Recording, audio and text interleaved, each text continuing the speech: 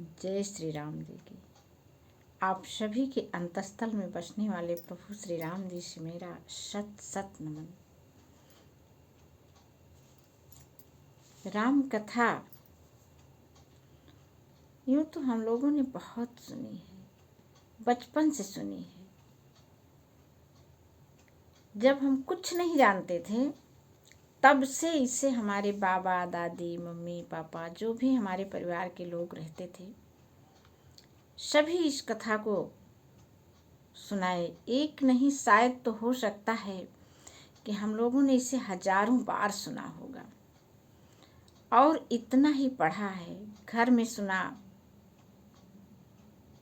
बाहर सुना, कथा भागवत जहाँ चल रही होती है वहाँ सुनते हैं, जगह जगह सुनते हैं। लेकिन अपने हृदय पर हाथ रख के हम सभी स्वयं से पूछें कि क्या हम इसको वास्तव में इतना सामर्थ्यवान इस कथा को मानते हैं। यह कथा वास्तव में यदि हम इसको सैद्धांतिक रूप से नियमानुसार देखते हैं, कहते हैं, सुनते हैं तो निश्चित रूप से हमारे जीवन की सभी समस्याओं का समाधान रामचरितमानस में है। रामचरितमानस यह जो हमारे घर में हमारे पूजा स्थल पर रखा हुआ है, ये हम लाए नहीं हैं इसको, ये स्वयं आए हैं। और तमाम इसमें ऋषि मुनि तपस्वी सबकी शक्तियाँ समाहित हैं और ये हमारे पूजा स्थल में बैठे हुए हैं। निश्चित रूप से इनकी अनुभूति यदि हमारे मन में बनी रहती है तो हमारे परिवार का सदैव कल्याण ही कल्याण होना है, फिर उसमें कोई दो राय नहीं है। ऐसा मान करके जब हम राम कथा कहते हैं, सुनते हैं, तब हमको इस कथा से हमारे जीवन में आने वाली सभी समस्याओं का समाधान अपने आप निकलता जाता है जब इसकी हम लोग माने तो। आइए हम लोग आज देखते हैं कि जब याज्ञवल्क्य जी श्री राम की कथा भरद्वाज जी को सुना रहे हैं, और तो और देखिए कैसे भरद्वाज जी विनय पूर्वक, यही तो इस कथा में देखना है कि कितना प्रेम और विनय पूर्वक उनसे प्रार्थना कर रहे हैं राम कथा सुनने के लिए। इन लोगों के संवाद तो देखिए मन को बिल्कुल स्वर्ग का आनंद दिलाने वाले। हम यहीं बैठे बैठे बैकुंठ धाम में पहुंच जाते हैं। ऐसी मनोहारी कथा है आज की। संत कहाहीं अस नीत प्रभु श्रुति पुराण मुनि गाओ, होई न विमल विवेक उरे गुरु सन किए दुराव। ये भरद्वाज जी कह रहे हैं याज्ञवल्क्य जी से कि हे प्रभु, संत लोग ऐसी नीति कहते हैं कि वेद पुराण तथा मुनिजन भी यही बतलाते हैं। क्या बतलाते हैं? कि गुरु के साथ छिपाव करने से हृदय में निर्मल ज्ञान नहीं होता है। अब यहाँ पर देखिए यही सबसे बड़ी बातें होती हैं कि राम कथा का रहस्य समझना, उसके सिद्धांत को अपने जीवन में लागू करना। ऐसे थोड़ी कि बस हमने उन लोगों की संवाद की मधुरता को सुन लिया, जान लिया, इसे हम अपने जीवन में कहाँ प्रयोग करते हैं। हमें देखना ये है। तो देखिए कह रहे हैं कि होई न विमल विवेक उर गुरु सन किए दुराव। अपने गुरु से किसी प्रकार का छल करने पर मन में विवेक, निर्मल विवेक की जागृति नहीं होती है। अब यहाँ देखना ये है कि गुरु कौन है। गुरु, अब हम गुरु कहाँ ढूंढने जाएं? अभी ये हो कि जिस बहुत लोगों के पास हैं, नहीं है, ठीक है, लेकिन गुरु अगर मानने हम तो हम सब एक दूसरे के लिए गुरु ही हैं। कैसे हैं कि सभी के हृदय में तो राम है, राम के हृदय में भगवान शिव जी हैं।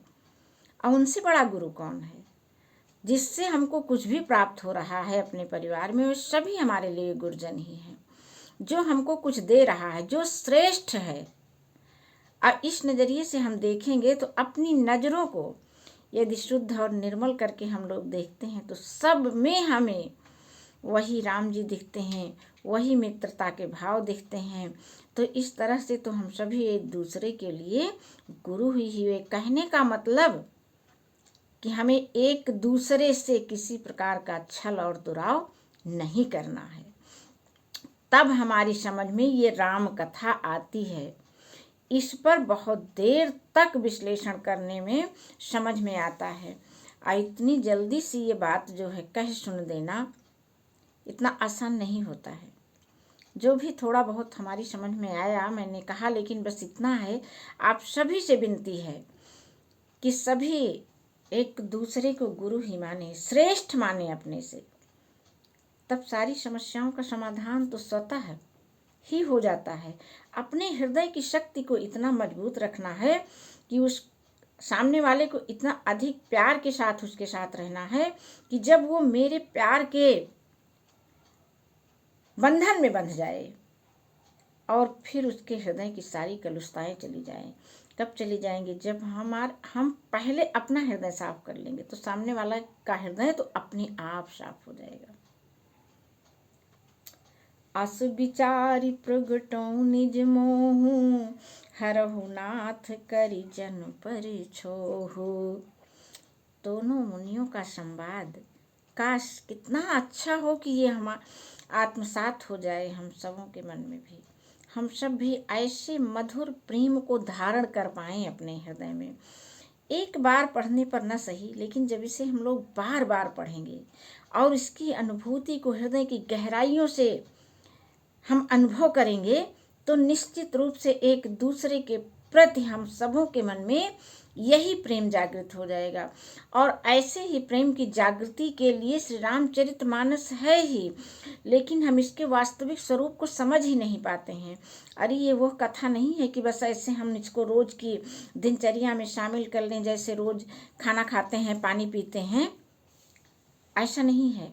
ये हमारे जीवन को पूरी तरह से पल भर में रूपांतरित कर देने वाली राम कथा है। जब इसकी वास्तविकता को हम अनुभव कर लेते हैं तो क्या कह रहे हैं? अस विचार प्रगटौ निज मोहु, हरहु नाथ करि जन पर छोहु। यही सोचकर मैं अपना अज्ञान प्रकट करता हूँ। हे नाथ, सेवक पर कृपा करके इस अज्ञान का नाश कीजिए। संतों, पुराणों और उपनिषदों ने राम नाम के असीम प्रभाव का गान किया है। राम नाम कर अमित प्रभावा, संत पुराण उपनिषद गावा। राम नाम की महिमा जो अनादिकाल से चली आ रही है और जो सब कुछ हमको देने वाली, सारी सुख समृद्धि देने वाली, और उसके बाद भी हम दीनहीन बने रहे राम कथा सुन करके, ये हमारे लिए ठीक बात नहीं है। हम सबको राम कथा सुने और सुन करके सभी के साथ बिल्कुल प्रेममय हो जाएं और सब कुछ आकर्षित कर लें। उसी प्रेम के क्षण में ही हमको सब कुछ स्वतः ही चला आएगा। ऐसे ही चला जाएगा जैसे एक दीपक जला लेते हैं तो सारा अंधेरा खत्म हो जाता है। अंधेरे को कहना नहीं पड़ता कि आप चले जाइए। ऐसे ही जब हम राम नाम का दीपक अपने हृदय में जला लेते हैं तो सारी सुख समृद्धियां तो हमारे पास स्वतः चली आती हैं। संतत जपत शंभु अविनाशी, शिव भगवान ज्ञान गुण राशि। और देखिए राम नाम की महिमा कह रहे हैं कि संतत जपत शंभु अविनाशी। ये भगवान शिव जी इस राम नाम को लगातार जपते रहते हैं। उनकी हर सांसों में राम राम राम ही निकलता रहता है। किसके? भगवान शिव जी के। शिव भगवान ज्ञान और गुण के राशि हैं, उसके बाद भी वे निरंतर राम नाम जप करते रहते हैं। आकर चार जीव जग आहीं, काशी मरत परम पद लहाहीं। और राम नाम का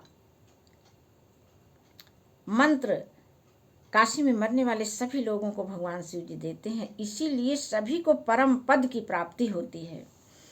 सोपि राम महिमा मुनिराया, शिव उपदेश करत करिदाया। राम कवन प्रभु पूछो तोहि, कहिए बुझाई कृपा निधि मोहि। हे मुनिराज, वह भी राम नाम की ही महिमा है, क्योंकि शिव जी महाराज दया करके काशी में मरने वाले जीव को राम नाम ही उपदेश करते हैं। इसी से उनको परम पद मिलता है। हे प्रभु, मैं आपसे पूछता हूँ कि वे राम कौन हैं? हे कृपा निधान, मुझे समझा करके कहिए। जबकि भरद्वाज भी परम ज्ञानी, भगवान की पूरी महिमा को जानने वाले हैं, लेकिन उसके बाद भी पूछ रहे हैं याज्ञवल्क्य जी से। एक राम योधेश कुमारा, तिन्हकर चरित विदित संसारा। नारी बिरह दुख लहेउ अपारा, भयो रोष रन रावण मारा। कह रहे हैं कि एक राम तो अवध नरेश दशरथ जी के कुमार हैं। ये भरद्वाज जी याज्ञवल्क्य जी से कह रहे हैं कि आप हमको राम की कथा सुनाइए। क्या ये वही राम हैं जो दशरथ नंदन कहलाते हैं, और जिन्होंने तिनकर चरित विदित संसारा, जिनका चरित्र सारे संसार में विदित है, सब जानते हैं। नारी बिरह दुख लहेउ अपारा, भयो रोष रावण मारा। नारी के बिरह में उनको इतना दुख हुआ था। ये सबके आश्चर्य की बात है कि जब वे राम इतने महान हैं, एक नारी के लिए जो है ऐसे विकल हो रहे थे, साधारण सी नारी के लिए। अरे वो साधारण नारी ही कैसी होंगी? साधारण न तो राम पुरुष थे और न सीता माता सामान्य नारी थी, राम की शक्ति थी। और जब सोचिए अपने शरीर से शक्ति निकल जाती है तो कैसा होता है। सीता जी भगवान श्री राम से दूर हो गई थी, उनकी शक्ति निकल गई थी, इसलिए शक्ति को ढूंढ रहे थे। प्रभु सोई राम की अपर को जाहि जपत त्रिपुरारी। सत्य धाम सर्वज्ञ तुम कहु विवेक विचार।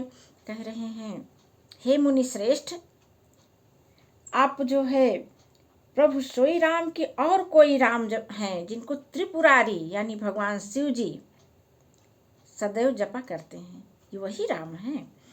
सत्य धाम सर्वज्ञ तुम कहु विवेक विचार। आप तो सत्य को जानने वाले हैं, अर्थात विवेक पूर्ण विचार करके हमको आप समझाइए। जैसे मिटै मोर भ्रम भारी, कहु सो कथा नाथ विस्तारी। जाग बलिक बोले मुस्काई, तुम्हि विदिति रघुपति प्रभुताई। कह रहे हैं भरद्वाज जी की जैसे मेरे हृदय का भ्रम मिटे, उसी प्रकार आप इस कथा को विस्तार से हमसे कहिए। जब हृदय में इस कथा को सुनने की इच्छा जागृत होती है, तभी ये कथा समझ में आती है। किसी की देखा देखी या सुनना चाहिए, ऐसा करने से जब हम राम कथा सुनते हैं तब हमारे मन में वो समझ में आती ही नहीं है। अब यहाँ देखिए तो किस विनय पूर्ण प्रेम भरे हृदय से राम की कथा सुनने जा रहे हैं, जबकि भरद्वाज मुनि भी महान श्रेष्ठ, लेकिन क्या है कि जैसे हम लोग हैं, याद करिए कि हम अपने बच्चे के बारे में बहुत कुछ जानते रहते हैं, लेकिन वहीं पर कोई बच्चे की सराहना करता है तो कितना मन गदगद हो जाता है। पति पुत्र की सराहना बार बार सुनने का मन करता है अपने स्वामी की। हम खूब जान रहे हैं, फिर भी हम जैसे अक्सर ध्यान दीजिए, जब दरवाजे पर कोई साधु सन्यासी आ जाते हैं और या गुरु आ जाते हैं, तो वे हम उनके सामने अपने बच्चों को ले जाएं और उनके बारे में जब अच्छी अच्छी बातें बताते हैं, कितना मन जो है भर जाता है। ये लगता है इनको सर्वस्व हम दे दें दान दक्षिणा में। वही स्थिति भरद्वाज जी की हो रही है और वे बार बार राम की कथा को सुनना चाह रहे हैं और अपने मन को अपने प्रियजनों के जैसा उनका वर्णन सुन करके अपने मन को वे आनंद से भर लेना चाहते हैं। इसके लिए उन्होंने भरद्वाज याज्ञवल्क्य जी से प्रार्थना की है। याज्ञवल्क्य जी जो है मुस्कुरा करके कहे कि तुम्हें विदित रघुपति प्रभुताई, मैं सब जान रहा हूँ कि आप रघुपति की महिमा को जानते हैं, उसके बाद भी फिर क्या, राम भगत तुम मन क्रम बानी, चतुराई तुम्हारी मैं जानी। याज्ञवल्क्य जी मुस्कुरा के कह रहे हैं कि आप इतने परम भक्त भगवान राम के, मैं तुम्हारी सब चतुराई जान रहा हूँ। चाहु सुने राम गुण गूढ़ा, कीन्हु प्रश्न मनहु अति मूढ़ा। आप भगवान के गूढ़ गुण, रहस्य भरे गुणों को हमसे सुनना चाह रहे हैं। कीन्हु प्रश्न मनहु अति मूढ़ा, आप भी उसे जानते हैं लेकिन फिर भी उसे दोहराना चाह रहे हैं, ऐसा प्रश्न कर रहे हैं जैसे आप अति मूढ़ हों। तात सुनहु सादर मन लाई, कहु राम के कथा सुहाई, महामोह महिषेष विशाला, राम कथा कालिका कराला। हे तात तुम आदर पूर्वक मन लगा करके सुनो, मैं राम जी की कथा, राम जी की सुंदर कथा कहता हूँ। बड़ा भारी अज्ञान विशाल महिषासुर है और श्री राम जी की कथा उसको नष्ट कर देने वाली भयंकर काली जी हैं। अब आपको लग रहा होगा कि देखिए हमारा जो अज्ञान है ये महिषासुर राक्षस की तरह हमको घेरे हुए है, इस अज्ञानता के चलते हम कुछ कर ही नहीं पाते हैं। जब महिषासुर को मारने के लिए राम कथा काली जी के समान है। राम की कथा हम सुनेंगे तो हमारा सारा महिषासुर रूपी अज्ञान वो हमसे दूर होता चला जाएगा। ये होती है राम की कथा। इस तरह से हम, और जैसे हम लोग सुस्वाद भोजन करके तृप्त होते चले जाते हैं, बहुत प्यासे होने पर जल पी करके सुखद अनुभूति होती है, ऐसी अनुभूति जिस दिन हमारे मन को ये राम कथा सुन करके होने लगेगी, उसी दिन इसका वास्तविक लाभ हमको मिलने लगेगा। इसके अक्षरशः जो है, जो सत्य है दिए गए हैं इसमें, वे हम पर चरितार्थ होने लगेंगे, अर्थात इस कथा से हमारा सारा अज्ञान मिट ही जाएगा। राम कथा शशि किरण समाना, संत चकोर करहि जहि पाना, ऐसे संशय कीन्हि भवानी, महादेव तब कहा बखानी। श्री राम जी की कथा चंद्रमा की किरणों के समान है, शीतल, मनोहर, सुखकर। चंद्रमा की किरण आज अभी इस समय देखिए, जैसे होली के समय में पूर्णमासी का चांद बिल्कुल हो ही गया है, बाहर निकलिए, ये सुहाना सा मौसम, चांद की रोशनी में थोड़ी देर खड़े होकर के तो देखिए, अजीब सी इतनी सुख शांति से मन भरता चला जाता है। लेकिन कब, जब हमारे हृदय में इन सब चीज़ों के प्रति सुखद अनुभूति होगी, अन्यथा हजारों चांद हमारे सामने से ऐसे आए और जाए, हजारों पूर्णिमा आए, हजारों बसंत आए जाए, मेरा हृदय तो जल रहा है। तमाम औरों के दुख से जो है, सबों के अवगुणों का वर्णन कर करके, सबों का सुख देख देख करके हमारा हृदय तो जला जा रहा है। हम अपने आप को सुखी ही नहीं कर पा रहे हैं। अपने आप को सुखी करना है तो आप रामचरितमानस कथा का पाठ निरंतर सुनिए। श्री राम जी की कथा चंद्रमा की किरणों के समान है, जिसे संत रूपी चकोर सदा पान करते हैं। ऐसा ही संदेह पार्वती जी ने किया था, तब महादेव जी ने विस्तार से उसका उत्तर दिया था। ऐसा याज्ञवल्क्य जी ने कहा भरद्वाज जी से। कहूँ सुमति अनुहारी अब उमा शंभु संवाद, भयउ समय जहि हेतु जहि, सुन मुनि मिटहि विषाद। अब मैं अपनी बुद्धि के अनुसार वही उमा और शिव जी का संवाद कहता हूँ।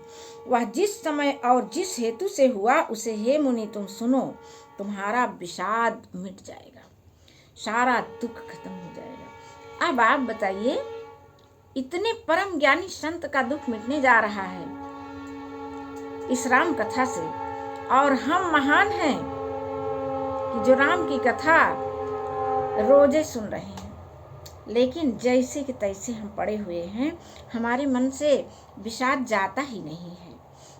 हम तो उसको बिल्कुल हृदय का आंगन लीप पोत के स्थापित कई के बैठाए ही कि नहीं तो जाया नहीं रुका रहा। तो भला कैसे हमको सुख मिल सकता है? अपने मन के महिषासुर रूपी अज्ञान को आप हटा ही दीजिए राम की कथा सुन करके। इसके आगे हम लोग कल मिलेंगे। आज बस इतना ही। जय श्री राम जी की। आप सभी के चरणों में भी सत सत नमन मेरा, क्योंकि अभी इस कथा में एक बड़ी रहस्यमय बात समझ में आई कि जो है जहाँ राम है वहीं पर गुरु हैं, अर्थात सबके हृदय में राम है। हम सभी एक दूसरे के लिए गुरु हैं। इस रिश्ते से मैं सभी से सादर प्रणाम कर रही हूँ। सबको गुरुजन ही मान करके, श्रेष्ठ जन मान करके मैं प्रणाम कर रही हूँ। और आप सभी हमें आशीर्वाद दीजिए कि हमारी और आपकी मुलाकात हमेशा बनी रहे। जय श्री राम जी की।